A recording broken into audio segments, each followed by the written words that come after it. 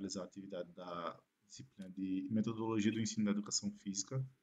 Eu me chamo Felipe Austrelino, estamos aqui com o Jamerson Roberto, Ramon Andrade e Ricardo Sérgio. Nós formamos um grupo e falaremos sobre as temáticas propostas pela disciplina para essa semana, a partir da leitura dos textos base que foram disponibilizados no AVA, e agora iniciaremos essa discussão. Pode começar, Jamerson. Então, pessoal, boa tarde. Eu queria inicialmente trazer algumas reflexões a partir das leituras, que foram propostas para a gente, para essa semana 1 e 2. Então, primeiro, em relação à pesquisa sociocrítica e à formação de professores de educação física, o que mais me chamou a atenção foi a ideia de que o professor ele não deve apenas reproduzir métodos prontos, mas sim atuar como um sujeito reflexivo e crítico dentro da escola. Então, isso significa compreender que a educação física ela precisa ir além da dimensão técnica, incorporando também aspectos sociais, culturais e políticos, Mas quando olhamos para a realidade da nossa escola, a escola pública em que atuamos, nós percebemos que ainda existe uma grande distância entre esse discurso e a prática, o que a gente vivencia. Muitas vezes as condições materiais elas são limitadas, Os espaços são restritos e a valorização da disciplina ainda é pequena. Então, nesse sentido, a pesquisa sociocrítica ela vai nos ajudar a pensar, como transformar essas dificuldades em possibilidades educativas.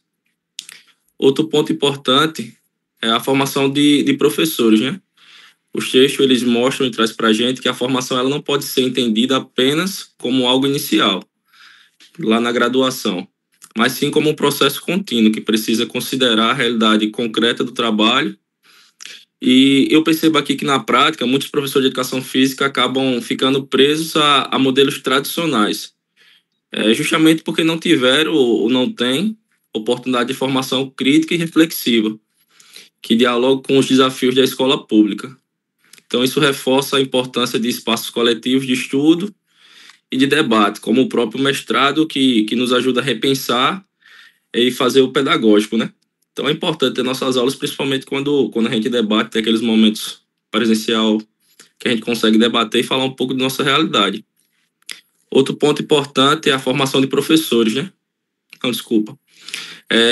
Passando para a segunda temática, o currículo e a didática da educação física, os textos eles mostram que o currículo não pode ser visto apenas como uma lista de conteúdos, mas como um projeto político-pedagógico que precisa considerar a diversidade social e cultural dos alunos. Nessa perspectiva é essencial porque nossas escolas ela atendem jovens de diferentes contextos, com diferentes realidades, e a educação física deve valorizar essas diferenças, em vez de padronizar experiências. Na prática, isso significa pensar uma didática de educação física que vá além de ensinar técnicas esportivas. Precisamos propor atividades que promovam inclusão, diálogo, participação e compreensão crítica do corpo, do movimento e da cultura corporal. E aqui eu destaco algo importante, que a educação física pode ser um espaço privilegiado para os alunos se expressarem, se reconhecerem e se empoderarem. Porém, para isso é preciso que nós, professores, façamos escolhas pedagógicas conscientes e fundamentadas. E para finalizar minha fala, eu acredito que os dois textos, os dois eixos, pesquisa sociocrítica e formação docente de um lado e currículo e didática do outro, se conectam do mesmo desafio, transformar a educação física em uma prática pedagógica que faça sentido para os alunos da escola pública, que dialogue com a sua realidade e que contribua para uma educação socialmente justa. Essa é a provocação que as leituras nos trazem e que, como professores e pesquisadores, precisamos, assim, assumir esse compromisso. Boa tarde, pessoal. Meu nome é Ramon. Eu vou dar continuidade à fala do colega Jamerson, também trabalhando as duas temáticas. Primeira temática que fala sobre a formação de professores, uma crítica que eu tenho com relação ao texto da semana é que a abordagem ela é uma abordagem, vamos dizer, muito teórica, que quando a gente tenta trazer para a prática, a gente não vê, na verdade, no próprio texto do artigo, a gente não vê tantas menções às práticas. Fica muito a abordagem relacionada à teoria, o que dificulta ao professor visualizar na prática como funcionaria trabalhar essa abordagem, principalmente na questão quando ele fala da pesquisa sociocrítica mesmo, que realmente a gente sabe que a gente tem que trazer essa questão mais reflexiva e crítica para o aluno, justamente para não trabalhar aquela questão do rola-bola, do desinvestimento pedagógico que a gente sabe que a maioria dos colegas fazem, mas na maioria dos artigos e na maioria das pesquisas, eles trazem uma abordagem muito teórica, faltando exemplos concretos de como o professor poderia trabalhar isso dessa forma. Outra coisa que eles falam também, continuando sobre a formação de professores, é da formação continuada, falando sobre a importância, mas não aprofundando. Fala de uma forma meio tangenciada, que realmente é importante, como Jamerson falou, que o professor não vai aprender só lá na formação inicial, na universidade. A gente tem que estar sempre, né, em processo contínuo de formação. Só que eles falam desse processo, mas de uma forma tangenciada, não aprofundam tanto como seria essa formação, e a gente também trazendo para a nossa prática, a gente vê que muitas vezes a formação continuada na prática são cursos repetitivos que não nos trazem, vamos dizer, abordagens novas ou abordagens com exemplos concretos, práticos, que a gente possa mudar. Então, fica uma formação continuada, mais do mesmo, mais teoria e menos prática. Sobre o currículo também, a fala de Jamerson é importantíssima, da gente entender que o currículo ali, principalmente falando de BNCC, e que seria o currículo seria um norte, mas não seria um fim em si mesmo.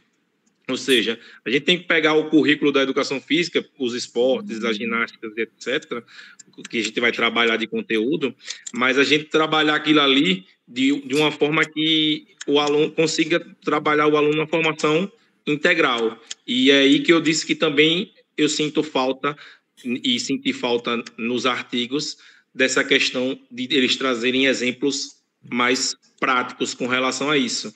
A gente sabe que também nas nossas escolas há uma dificuldade grande, principalmente como o Jamerson falou, do entendimento de gestão e de escola, da importância da educação física. A educação física é sempre meio negligenciada com relação a isso, então o que dificulta a gente trabalhar o currículo de forma integral e também dificulta a didática da gente, para a gente aprofundar sobre esses temas.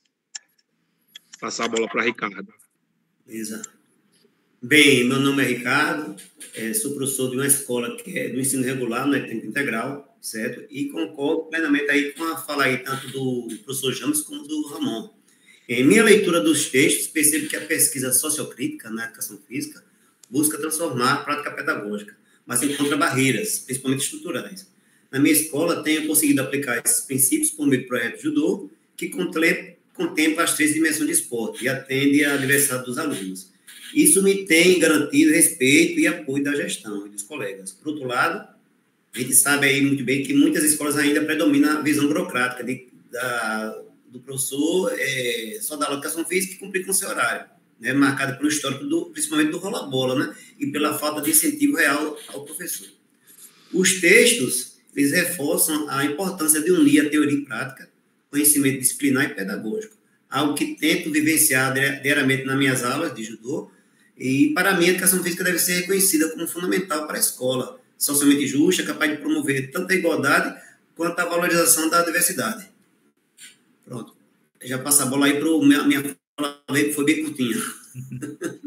Então, vamos lá, pessoal. Vou tentar fechar aqui nossa reflexão. Os colegas já colocaram bastante do que foi visto nos textos, e aí eu queria trazer uma perspectiva das definições do que é a pesquisa sociocrítica a partir dos textos que nós analisamos. Então, a gente vê que a perspectiva sociocrítica ela é uma abordagem que ela busca analisar e também, principalmente, transformar a realidade educacional e também, nesse caso, da educação física. tanto na escola quanto na formação dos seus professores. Uma das principais diferenciações da pesquisa sociocrítica é por ela ser intencional. E aí ela é direcionada a gerar mudanças, buscando desafiar as estruturas de poder que são colocadas e que nós enfrentamos durante a nossa caminhada pela escola. E isso acontece principalmente na nossa realidade. Nós somos 4 professores da rede pública, então isso faz com que seja acentuado e nós tenhamos que combater isso durante nossa prática enquanto professores. Além disso, trabalhar as desigualdades e também as práticas que podem ser problemáticas desse contexto escolar.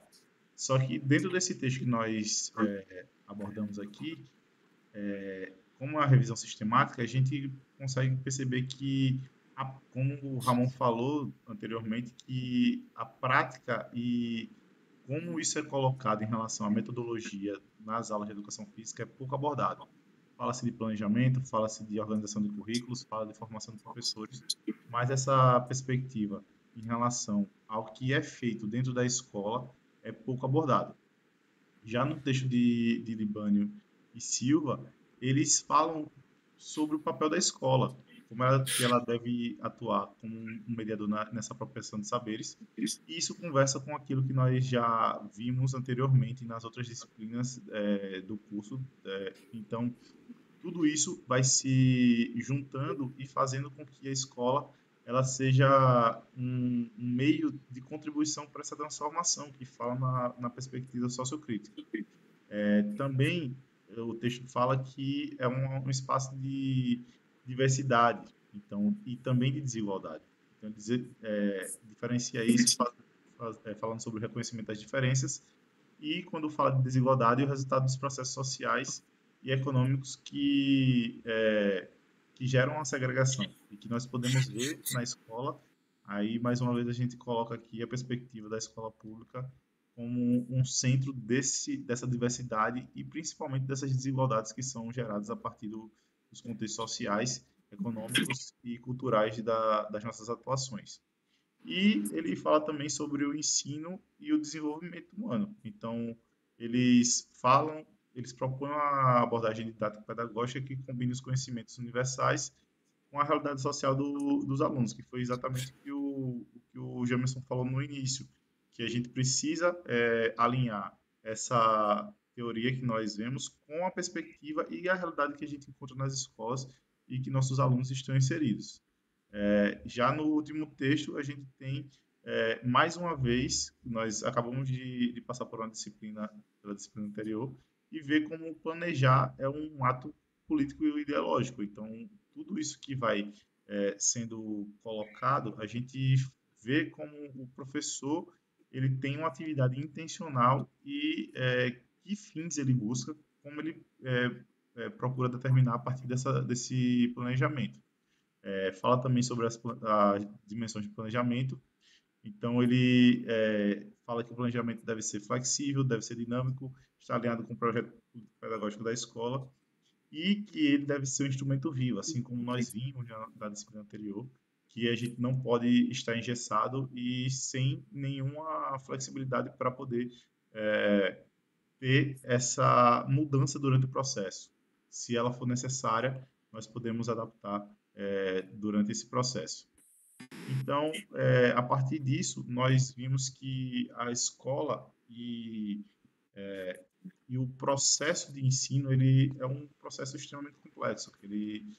Juntando os 3 textos, nós podemos ver que todas essas relações culturais, sociais, econômicas, como isso se insere ou não na escola, afeta tanto na prática do professor quanto no processo de ensino-aprendizagem.